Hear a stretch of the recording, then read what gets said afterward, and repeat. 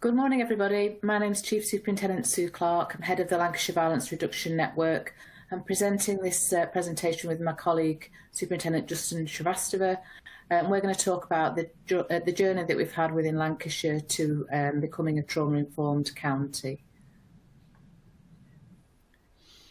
Many of you will know the history of the public health consensus, and hopefully you'll have started to develop that within your own areas. You'll see there the key points of that document, and also the key points of the work that we're currently doing. Focus on prevention, partnerships, the whole population, and particularly want to talk this morning about the causes of the causes, as well as that sort of the obvious sort of public health links across the board. So the Lancashire vision is for every person living and working in Lancashire to feel safe from violence and violent crime. You can see there are four strands of our mission statement, but particularly draw your attention to number 4, which focuses on the culture. For us, this is the most important part of this work, because actually, if we don't change the culture within organisations across public and third sector, then we will not achieve our goal of getting right to the end of that roadmap and becoming a trauma-informed county. So we're working across this, across the multi-agency, but also, most importantly, within communities and working with people with lived experience. So just to recap, you'll know that the public health approach looks at tackling violence as a preventable disease and looking at the reasons why people commit violence. Those reasons very much being related to poverty, people's early start in life, and actually having a lethal absence of hope, as one of my colleagues from Glasgow often describes it. So this work is focusing on helping people improve their lives, also the lives of their whole communities and their families, which is a key part of it. This is probably the slide I'll focus on the most, because it shows you, within Lancashire anyway, we've done a serious violence needs assessment, which has looked at public health data, deprivation data, as well as crime data. And we can see there the key factors, and it's great to have this data to show to multi-agency audience if we're trying to convince people that a public health approach is the one that should be taken. So we've got the data that shows that education, employment and training, those high levels of poor educational attainment, poor mental health, high levels of young people without education or any kind of hope in terms of training or employment, linked to substance misuse and mental health again, the parenting aspects, which we're focusing on a lot. We're working on a whole life course here, so from pre-birth right across and up to those, and including those giving hope to those who've offended who are coming out of prison. So obviously you'll have this slide so you can focus on those other crime areas yourself. I'll just draw your attention to the fact that we have listened to people within Lancashire in the community who tell us some of the key aspects of this are around fear and public safety. So we do need to address those as well through that public health approach. This is just a summary basically of what I've already said, but focusing there where you can see the arrow on that kind of trauma-informed and that whole life course approach that I referred to before. As I say, our approach is that being trauma-informed in Lancs is a red line for us.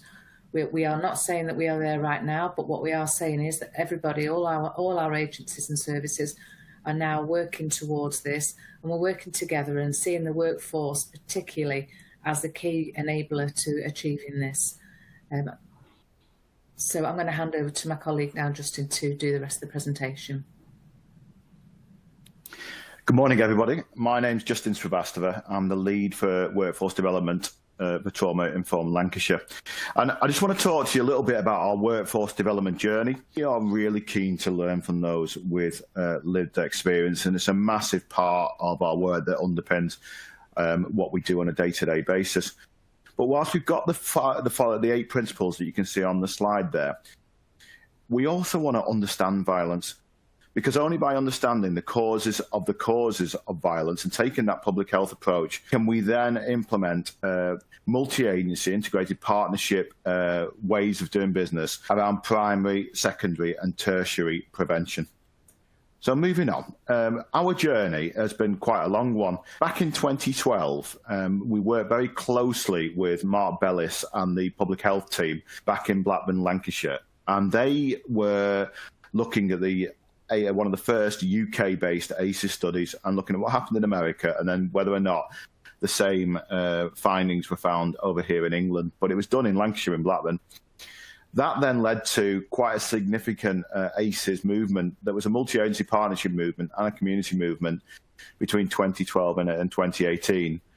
And then in 2018, we were fortunate enough to get all of our system leaders from across the system to start looking at Lancashire beyond just ACEs and saying, okay, ACEs are part of the jigsaw, but so is trauma, because there are many traumatic incidents that we deal with on a day-to-day basis that aren't necessarily ACEs but need to be dealt with.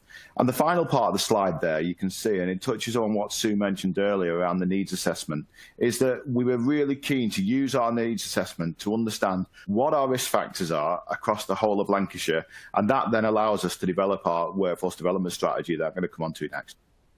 So what does the workforce development strategy mean to us? Well, there's an awful lot of resources you can see on that slide, and I don't propose to go through all of them, but they are all available on our website. The two that I'd like to direct you to today are the Trauma-Informed Organisational Development Framework.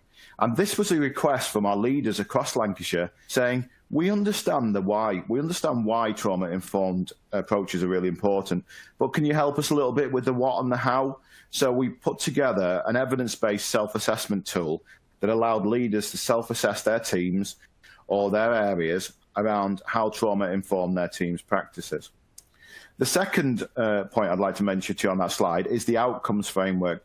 It was really important to us that we had common outcomes and common goals across Lancashire. So we developed a multi-agency integrated outcomes framework that broadly represents the needs assessment, but looks at our direction of travel between now and 2025. But it's important that we had a longitudinal approach to it, not just looking at the here and now.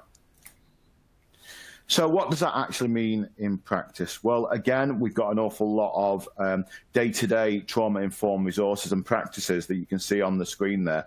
But the two that I'd like to directly to today is in the bottom right-hand corner, life through a lens. Our practitioners were saying to us, well, can you help us a little bit with the how? Can you help us a little bit to how to develop trauma-informed practice at a bespoke level for policing, nursing, social services, but also at multi-agency partnership level? So we've developed a training product that's a train-the-trainer product.